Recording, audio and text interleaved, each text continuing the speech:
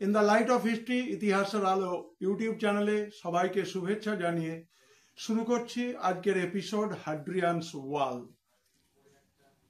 আমরা রোমে যে ভালো 5 জন শাসক তার নাম আমরা জেনেছিলাম, তার মধ্যে হাড্রিয়ান ছিলেন একজন। তার সময়কাল 117 থেকে 138 খ্রিস্টাব্দ এবং তিনি একটা বিশাল অঞ্চলের উপরে সামরিক যে নিয়ন্ত্রণ তাকে রাখা যে কতটা কষ্টকর সেই অসুবিধার কথা তিনি উপলব্ধি করে তিনি ইউফ্রেটিস নদীকে রোমান সাম্রাজ্যের সীমানা হিসেবে নির্ধারণ করেছিলেন। ইউফ্রেটিস নদীকে তিনি রোমান সাম্রাজ্যের সীমানা হিসেবে নির্ধারণ করেছিলেন।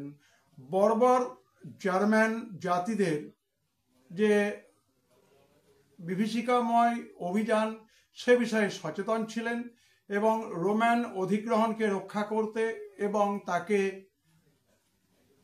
বর্ধিত করবার জন্য হাড্রিয়ান দক্ষ প্রশাসনের উপরে গুরুত্ব দিয়েছিলেন।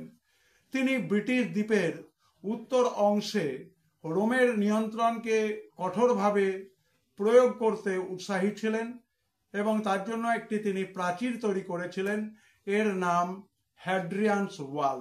সুতরাং অত্যন্ত সংক্ষেপে প্রিন্সিপেটরের যে 5 জন ভালো শাসকের একজন হাড্রিয়ান 117 থেকে 138 খ্রিস্টাব্দ সে বিষয়ে আলোকপাত করা হলো যে তিনি কিভাবে হাড্রিয়ানস ওয়াল ব্রিটিশ দ্বীপপুঞ্জে তৈরি করেছিলেন এবং ইউফ্রেটিস নদীকে তিনি রোমান সাম্রাজ্যের সীমানা নির্ধারণ করেছিলেন, দক্ষ প্রশাসনের উপর গুরুত্ব দিয়েছিলেন।